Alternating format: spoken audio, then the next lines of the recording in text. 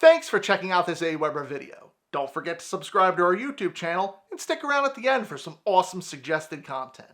With Aweber landing pages, you can use Google Analytics or even Facebook to help track page visits.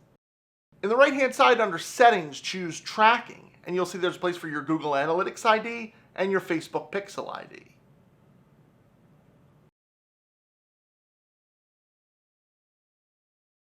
First, let me show you how to get your Google Analytics ID. In your Google Analytics account, click on Admin in the lower left-hand corner. And then under Property, you'll find your tracking ID. Just copy that.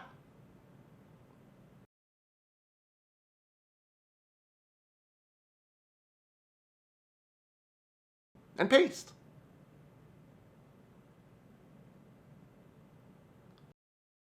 For finding your Facebook Pixel ID, on your Facebook page, go to More and then Ads Manager. And then really, just the URL at the top of your browser, copy that last string of numbers after the equal sign. And then again, just paste it into your landing page. It's that easy.